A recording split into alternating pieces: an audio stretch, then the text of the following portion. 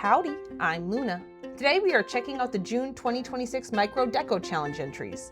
The Micro Deco Challenges are a new event hosted by Shanette, where each month you can create a small entry centered around a theme that Shanette chooses.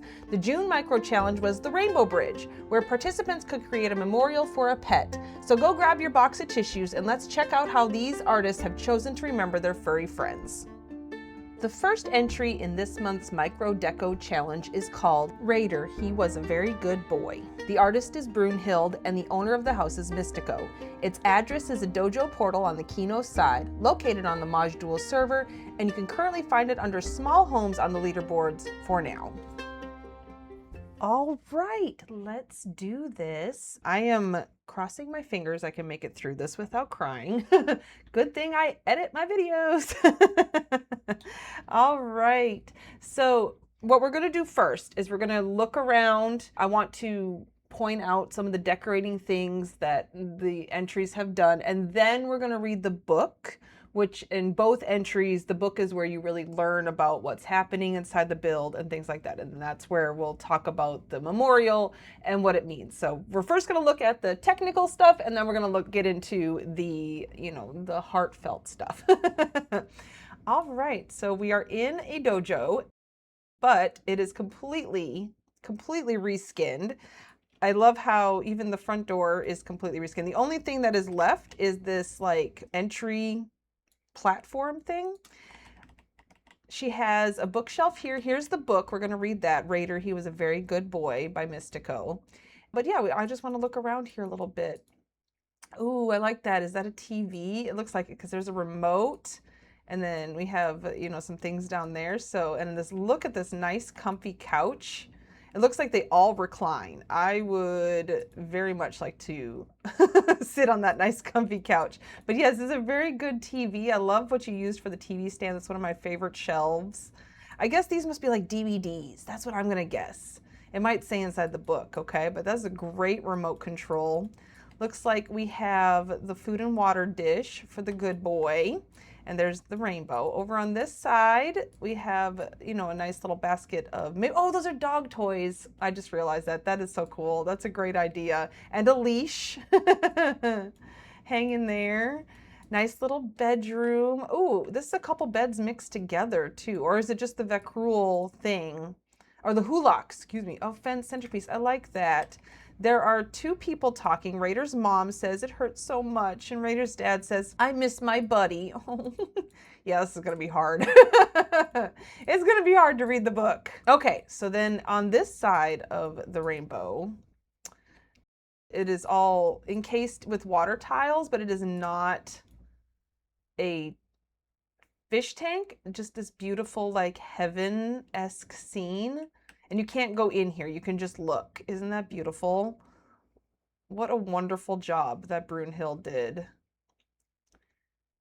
Now, I'm sure it's gonna say inside the book, which we're fixing to get into, there was some decorator notes that Brunhild sent to Shanette, which said, the absence of doors and windows is symbolic, and you cannot cross the rainbow bridge yet because it is not yet your time. Let's get into who was Raider, the very good boy, okay? For the purpose of this book, my husband will be referred to as Raider's dad and I will be Raider's mom. This is the story of a very good boy, Raider. I chose Raider the day after he was born. He was snuggled up with his litter mates while his mother, a black and white blue heeler border collie mix who had unceremoniously been dumped off with her current owner, took turns cleaning the pups. He was one of the only two males in a litter of 6 pups and was solid white. We visited with him several times so that he could get to know us. As he grew older, his coat turned a creamy color, then darkened to fawn, quite unlike his black and white litter mates. When we finally brought him home at 8 weeks, he was beginning to look like a red heeler. He rode on my lap and howled all the way home. Every time we would get in the car, Raider would howl.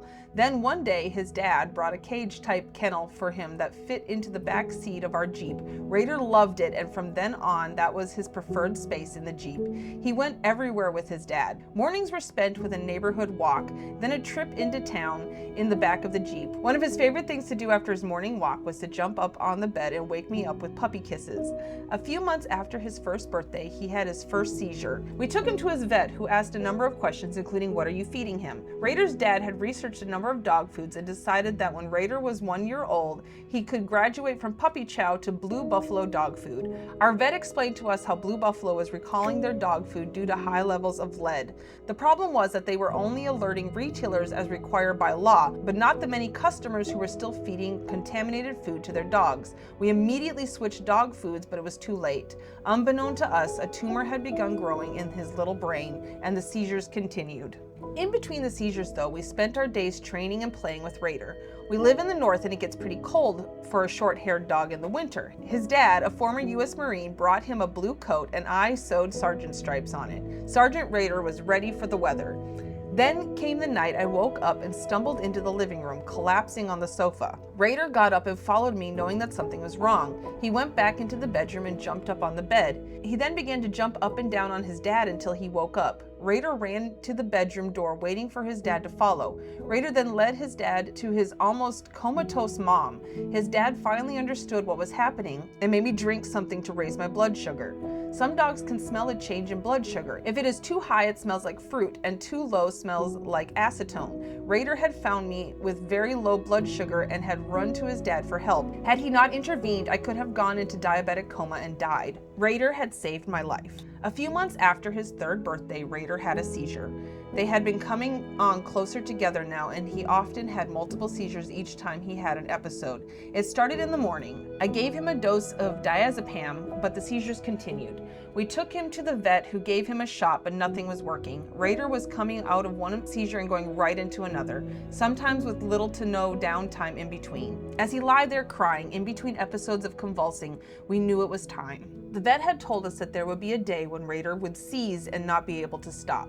As we held him, the vet gave him his final shot, and Raider took his final breath. Nothing could have prepared us for the finality of it. Both of us were racked with guilt. His dad for giving him the food that killed him, and me unable to understand why I couldn't save his life after he saved mine. We had been there before when the animals we loved crossed that rainbow bridge. We had let go before, but this was different. It was wrong. It could have been prevented. We learned something later that the company who sold the dog food lost a multi-million-dollar case action lawsuit. We weren't a part of that. How do you put a price on your best friend, your baby? How do you put a price on love? Raider is gone, but never forgotten. He lives in our memories, photographs, and videos. He lives in that place on the other side of the rainbow bridge, where all of our other good boys and good girls now reside. And one day, when I die, I will wake up standing at one end of that rainbow bridge, and they will all be gathered at the other end, waiting. And with each step, they will become more excited. Here she comes! And all the good boys and good girls, the cacophony of mews and barks, growing louder with each step, and one thought: we missed you. We watched over you, we loved you. To once more see, hold, pet, play with, and run with them, to be bathed in their unconditional love, that is heaven. By Raider's mom and dad. Addendum. A year and a half later, we adopted a 10-week-old rescue puppy who was bred for bait for fighting dogs. Moki, a Shiba Inu Beagle mix, came into our lives at the right time to rescue us from our despair. He is not a replacement for Raider, but much like Raider, he is a very good boy. I think Raider would approve. Sergeant Raider, May 10th, 2014 to September 26, 2017. Well, that is the end of the book. I did not make it through that without crying, but I am also going to edit it to be, so you don't hear me blubbering in the background. All right. Well, thank you, Brunhild, for creating this wonderful memorial for Sergeant Raider. He was, in fact, a very good boy. And with that said, please let Brunhild know what you thought of this memorial. Send her all the loves. Oh, also, don't forget to like and love the memorial itself, and we will see you all in my next video. Bye.